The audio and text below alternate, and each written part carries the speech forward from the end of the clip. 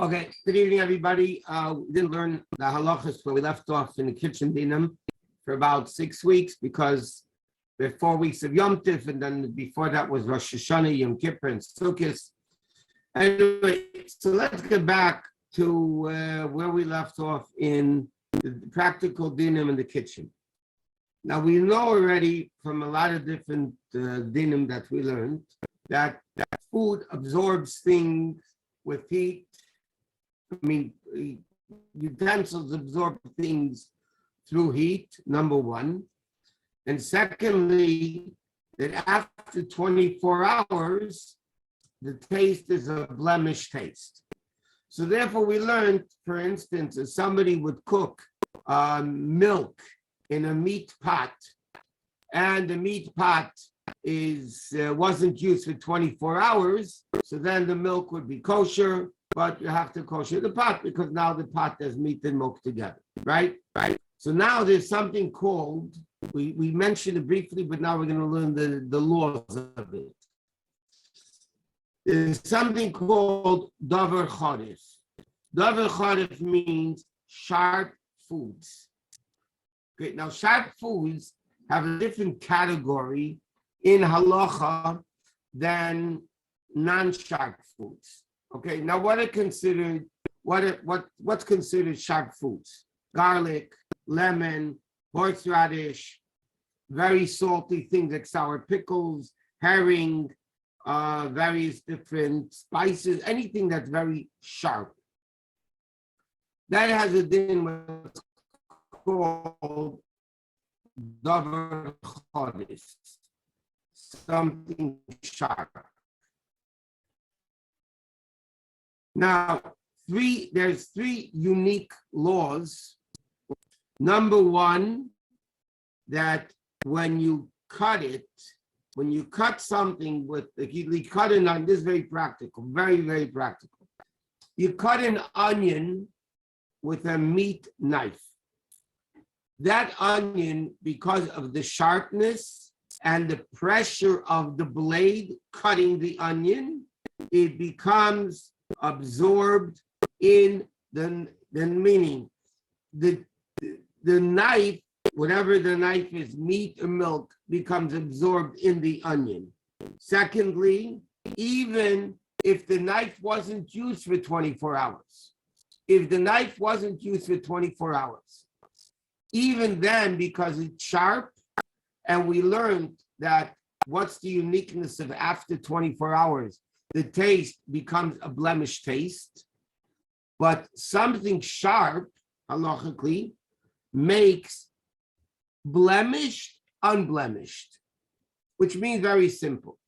If somebody is going to cut an onion with a meat knife that wasn't used for 3 weeks, but it's a meat knife, that onion becomes meat. It becomes halachic. You're not allowed to eat it with dairy. The third thing is, as we learned, there's no what's called not nice and tam by nice and tam, and we'll explain what that means. Now, this is a very, very practical case in the kitchen. People cut onions for a salad, or they cut an onion, to make it in a round, becomes halachic.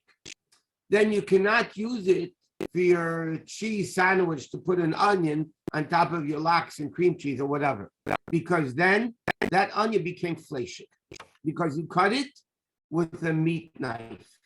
You cut an onion with a meat knife, it becomes halachic. Now, therefore, if you cut it, it becomes halachic. If you cut it with a dairy knife, it becomes dairy. Therefore, you can't eat it or cook it with meat. Even if the knife wasn't used for 24 hours, we said, it doesn't matter. The onion becomes halachic. Now, how far of a taste does the taste of the knife go into the onion? Okay, so you have an onion. I don't have a round ball here. You take an onion and you cut the onion in half. how far does the taste go into the onion? So some opinions say it goes in 2 centimeters. That means 2 centimeters of the onion where you cut it becomes meat, becomes halachic. Some opinions hold that no, the whole onion becomes meat. The whole onion becomes meat. It's not only 2 centimeters. So therefore, what do we paskin halacha? So halacha says we don't do both strictnesses, meaning the whole onion is meat, but you have to cut off 2 centimeters on the place where you cut it. But that is a very practical case because people cut an onion, okay, they use a half an onion and they leave the top of it on, therefore there's not a problem with leaving an onion peeled overnight. And now you want to use the onion, as somebody by mistake uses the oven for dairy. So you're going to have a big problem because that onion is completely halachic. It's completely meat. You can't do anything about it. Not only that, let's take the din a little bit different. What happens if I cut an onion with a meat knife on a dairy cutting board? I have a dairy cutting board, by mistake, obviously. And now somebody takes the onion and cuts it with a meat knife. That onion is completely treif. Because when you cut it on top of a cutting board, the milk, a dairy cutting board, puts taste of milk into the onion. Now you're cutting it with a meat knife. So now you're putting meat into it. So now this onion is meat and milk together. So therefore the onion is completely treif. So people have to be extremely careful. I'll give you another problem that comes up, and we'll discuss various scenarios with this to understand the din in a proper way. What happens many times, you cut an onion with a meat knife. Cut an onion with a meat knife. Then you put it into a parva blender.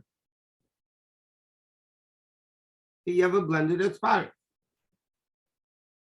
According to many opinions, that blender is now halachic because the blades are cutting a meat onion. But over there, you have to ask a shaila because there are many opinions that are lenient in that case. And the majority of the time, most people today are lenient. It's not going to make the parva blender halachic. But if you cut an onion with a meat knife, and then you put it into a milchik blender, you need to ask a big shaila, because your blender might become treif. Because now that onion has meat in it. Now you're using it in a dairy blender that you blend dairy in, and the onion is sharp, and you're it's blending it. It's going to make it treif. So now your blender has meat and milk in it. You'd have to kasher it. So there's a lot of issues with that. Therefore, it's strongly suggested in halacha that people have parva knives in their kitchen to cut things like onion and garlic and lemons and sour pickles and all those foods, because we don't want to make a halachic problem with milchiks and halachics. So if you cut an onion with a parva knife, the onion remains parva. The onion will be parva. And then whatever you do with it, it's fine. But this happens many, many, many times. People don't have parva for whatever reason it is. In many places they don't, for whatever reason. and then they end up cutting an onion with a meat knife, and then the onion becomes fleishik, and then they use it in a lasagna, they use it on top of pizza, they'll use it on top of lox and cream cheese. You can't do it. The onion is hereby fleishik. And then if you have a cutting board, and the cutting board is milk, and the knife is fleishik, or vice versa, the onion becomes treif. Because bottom line is, you cut it with milchiks and fleishiks together, and it becomes treif. That's a very big problem. Now, what happens if somebody, we mentioned this before, what happens if somebody cuts with a part of a knife? They cut it with a part of a knife, but on top of a dairy cutting board. So again, the onion becomes milchik because of the cutting board. Okay, and then he says, what happens? Okay, if you cut it, okay, he said, if you cut it with a meat knife, that's a problem. Okay. Now, what happens? Somebody cut an onion with a dairy knife. By mistake, you cut an onion, you cut an onion with a dairy knife. And then you put it into your chicken soup. You took the onion and put it into your chicken soup. The onion became milchik because you cut it with the dairy knife. What happened now with the chicken soup and the onion? So the onion, the chicken soup, will only be good if the chicken soup has 60 times the size of the blade that cut the onion. In other words, if this is a knife, okay, I'm using the pen as a knife, part of it is the handle and part of it is the blade. And you cut an onion with this dairy knife. So now the onion is dairy. How much dairy is it? As much dairy that there is in the knife that cut the onion. Okay? So now, let's say there's and you didn't chop it up. If you chop it up, the onion is completely dairy and you need 60 times the whole onion. But here, you didn't chop it up. You cut it in half. And now you're putting it into the soup, into meat soup. So the din is, all you have to do is have 60 times in the chicken soup against the blade of the knife. Because that's how much dairy went in there, the size of the blade. So if you have 60 times, then the food is good. According to many opinions, you have to take out the onion. The onion is still no good. You should still take out the onion. Because the onion was cut with a knife, and we learned the opinions that say the whole onion became dairy, because when you cut it with something sharp with a knife, the whole thing becomes dairy. So therefore, you're supposed to take it out. Now, onions, though, are only sharp when they're not cooked. You know, if you saute onions, and again, you always have to ask a shaila because it's not such a simple din. When you saute onions, that you fry onions, let's say in oil, so then the din is, it loses its sharpness. So it doesn't necessarily have a din of a davar chodif, of something sharp anymore. So let's say you cooked an onion, okay, you cooked an onion in a soup, and then you take out the onion and you cut it with a fleishik knife. Then the onion is not going to become fleishik, only exactly where you cut it. Why? Because it loses its sharpness because it was cooked or fried or sauteed. So then it doesn't have the same sharpness that it would have when you didn't cook it. Okay, so now what happens though? Here's an interesting halacha. Somebody cut an onion with a fleishik knife. So the onion's fleishik. How long afterwards can he eat dairy?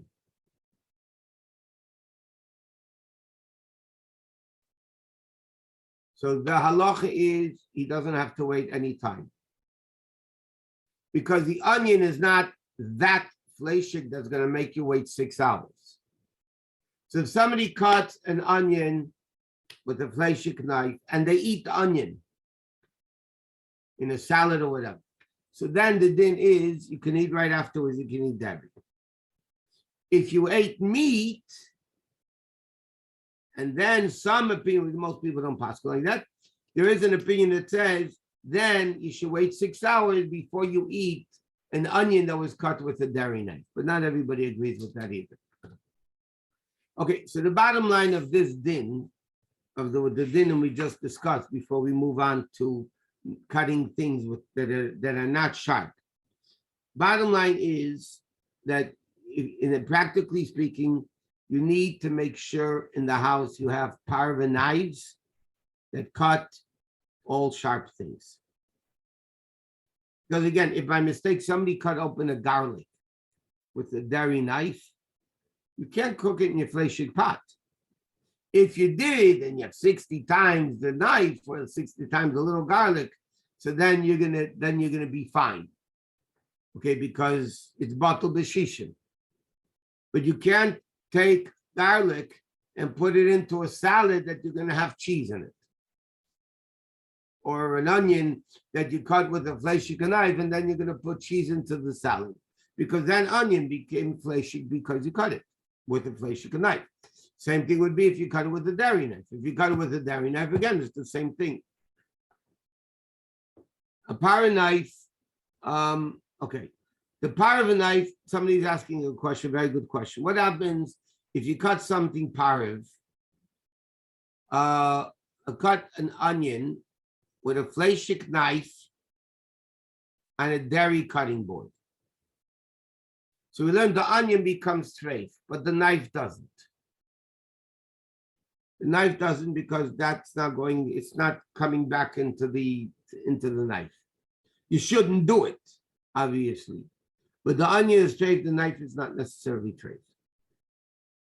But again, people have to be extremely careful when it comes to anything. You want to cut open a sour pickle. You know, you have to realize you're going to cut you want to use half a sour pickle. You're having whatever, a barbecue. And you're going to take a pickle and cut it in half and put the rest back into the jar. And next time you might use it with dairy.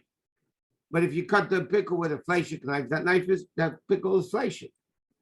And you can't do anything. You can't use it with milchiks. You can't, it's a sharp food.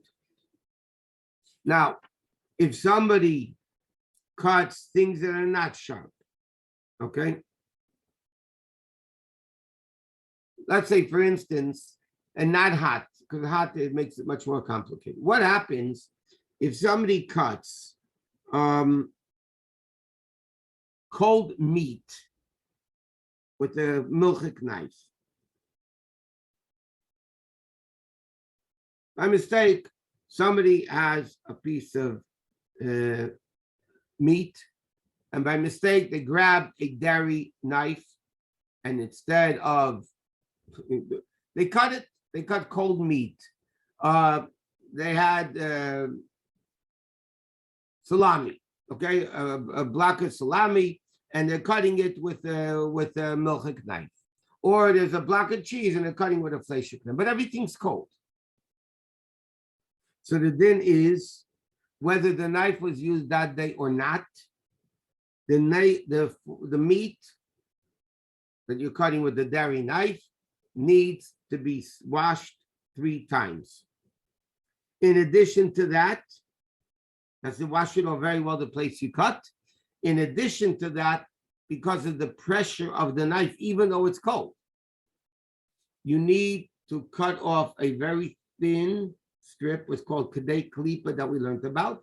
You have to cut the thin slice that you can cut it at one time, as thin as you can make it, and then the rest of it is good. Okay? Why is that? Because every knife, even if it's clean, has certain fattiness in it. That's residue because of the pushing of the pressure of the knife. So that makes it, in a certain respect, it makes it a little bit fatty, and therefore it goes into the thing you're cutting, and therefore you need to wash it off well and cut off a little bit of a piece. Now, what's with the knife? Okay, somebody cut hard cheese, a block of cheese. They cut it with a halachic knife. So we learned the cheese, you have to wash off well where you cut it. You have to scrape off a thin slice, okay? But in addition to that, what do you do with the knife? Now, the knife wasn't used with hot. It wasn't used with hot. So therefore, we mentioned this din in the past, but we're mentioning we didn't learn it for a long time, and I want to review this din as such an important din. Then the din is, you need to stick the knife 10 times into hard ground in 10 different places. In other words, you have to understand, we learned at the beginning of all this, the way it goes in is the way it goes out. It went in with water, hot water, it goes out with hot water. It went in with direct flame, it goes out with direct flame. What happened in this cold piece of cheese that you're cutting with a meat knife? You're cutting a cold piece of cheese with a meat knife. Okay, it's all cold. But there's pressure of the knife going into the cheese. That causes a little bit of cheese. The pressure causes a little bit of cheese to be absorbed within the blade of the knife. The handle, obviously, you're not cutting it with. It's going into the blade of the knife. So what do you do to kasha that? So you have to undo the pressure. It went in, the milchiks of the cheese went into the halachic knife with pressure. So what do you do to take it out? You take the knife and you stick the blade in the ground 10 times. But it has to be hard ground. Why? Because when you stick it 10 times in the ground, the pressure of the ground in the knife that you're sticking into it is removing the cheese that went into it through pressure. So the minhag is to do it 10 times. But Halachos says you have to do it in 10 different places. Because once you put it in the ground, once that piece of ground is soft. And if the ground is already loosened, so then it's not going to have the pressure to take out the dairy that went into the knife. Okay. Now, what happens if somebody cuts melons, things that have liquid? Somebody cuts a watermelon with a halachic knife, with a meat knife. The din is that watermelon does not become dairy because the moisture is not allowing it. What you have to do is slice a little piece, just even less than kadei klipa. Just scrape off a little bit in the place where you cut it, and then there wouldn't be any problem. The same thing applies, by the way, and I mentioned this din because this is also a very common din. People buy fish in a non-kosher fish market, but they see the skin on it. You go to Costco or whatever, and you buy the salmon, let's say, and you're able to see the skin on it, and you can tell that there was scales on it, but the knife is fillet. I mean, the fish is fillet. They cut it up into pieces. Now, we don't know what type of knife they use. Did they use a knife only for salmon? Do they use the same knife for sturgeon fish or other traits of fish? We don't know. So a big shaila, it's not really.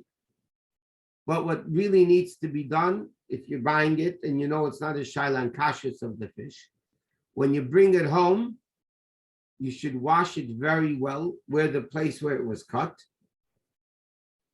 And if you can, just scrape off a little, just scrape off with a scraper or whether a little bit. You don't even have to make a thin slice because you don't even need kadei klipa. All you have to do is really Bais Din, you have to wash it off well. The same thing, by the way, Many people ask, can I buy cut up fruit in the supermarket? Or there are fruit stores that sell cut up fruit. Am I allowed to buy cut up fruit in a fruit market, a supermarket? And the answer is you could. Why can you? Because practically speaking, the knives that they're going to cut fruit with, they don't use for fish or for meat. Because then it's going to, even if you get kashrus, it's just not practically clean enough to cut with their fruit. So 99% of the time, they're going to be using anyway a kosher knife that they only cut fruit with. So that really is not an issue. Not an issue. You can buy fruit that's cut up in a supermarket or in a fruit store because they usually don't use any knives except for the fruit and vegetables.